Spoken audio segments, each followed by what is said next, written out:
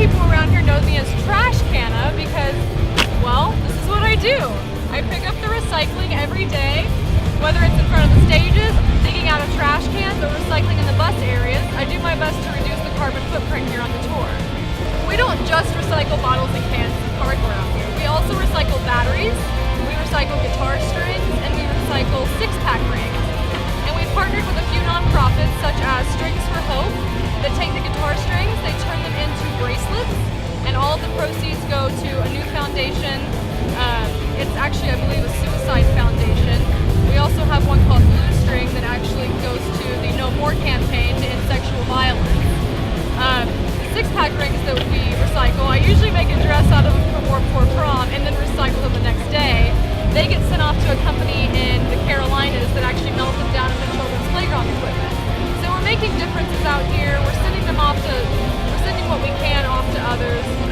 We just got back from Hartford, Connecticut, where I sent off 1,200 pounds of recycling to the homeless so they could pay their bills. So when we can make a difference in somebody else's life, we're going to. It's not always about recycling. It's about making a difference in the philanthropic side of Warped Tour. We're all about giving back. We're all about making a difference, no matter how small that difference is. In 2015, I started managing the program and just took it over. And it's kind of my baby now, and I'm shaping it into this whole new program.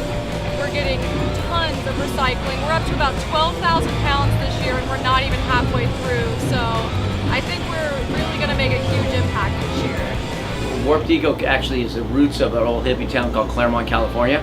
And it was kind of the cross between hippie and punk rock there. And I kind of realized that at one point that hippies were basically punk rock. We all wanted to do the same things, we just dressed different. We wanted change, we wanted things to happen. So I started blending the ideals of eco and the punk rock ethos of the Warped Tour and where I came from into one thing. So Warped Eco is part of that. So Warped Eco they're pretty cool. I mean, concerts, I've been going to concerts my whole life. I'm a huge music fan, and tours have a huge footprint, and it's kind of an unfortunate thing by nature of how these events work because they're so fun. To see a tour have their own eco initiative and take ownership of all the waste that they produce at what is a really fun and awesome, really family vibe event.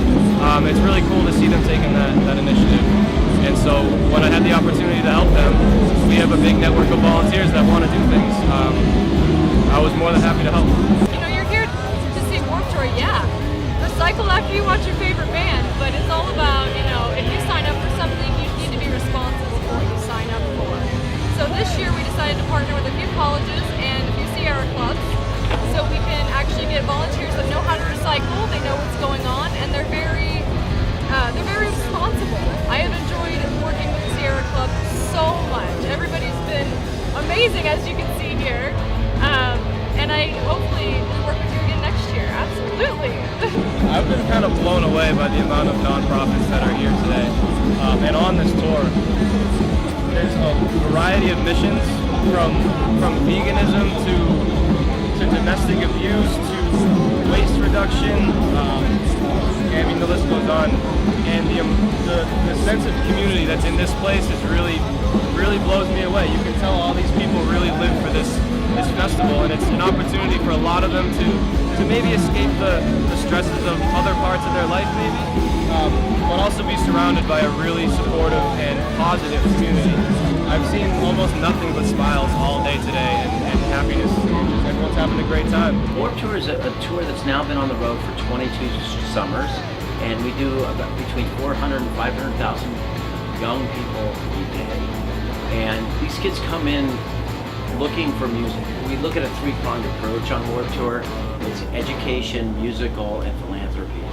And I think one of the biggest parts of this, and it goes back to my roots because a lot of my roots were with Sierra Club. One of the first organizations I ever found out about was growing up in California was the Sierra Club. And this was during the 70s, I would say. And it's glad to see you guys out here, but I really encourage you guys that these are the future of America. 16 to 20-year-old kids, they're very engaged, and I'm sure if you guys were out here on the road with us, you guys would get your message across to a whole new generation. I spent so much time in the Sierras, and then learning the legacy of, of John Muir and what he did, and going to Yosemite, and realize that we need to preserve this for the future generations is what it's all about. I've been lucky enough to take my daughters to Yosemite, and some of our great memories of watching it. And just preserving.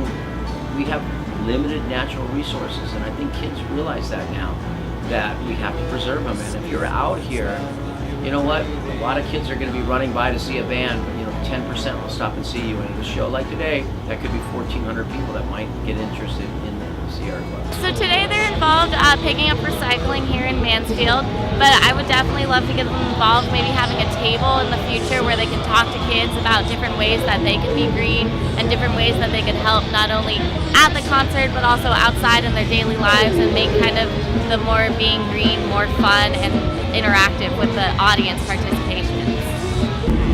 I mean, I'd like to see us become a bigger part of this.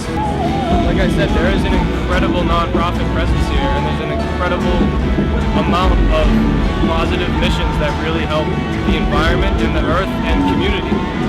I would be ecstatic to set up a table and to be able to offer something to this community. The way to reach people now, a lot of people thought it was social media, but it's still being active engagement, activations at events, talking to people, just grabbing that moment and the right person to spend that minute with. It's hard work. It's not as easy as sending out a tweet or a Snapchat or something like that, but it's much more effective if they see you involved in something they're having fun with. My peers are the future. I mean, I just turned 21, and a lot of my friends, when we turned 18, we were so excited to vote and finally have a voice. Not very many people realize that even at the age of 12, 13, 14, you can still have a voice in the community.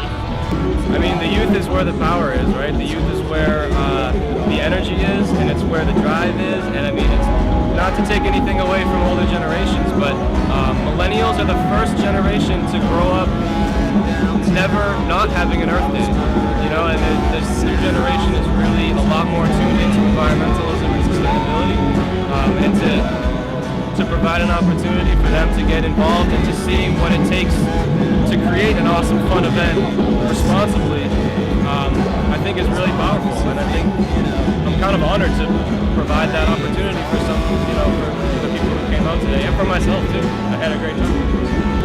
This is a great way to engage millennials who love music and also want to help the environment. I mean, it was almost like too simple.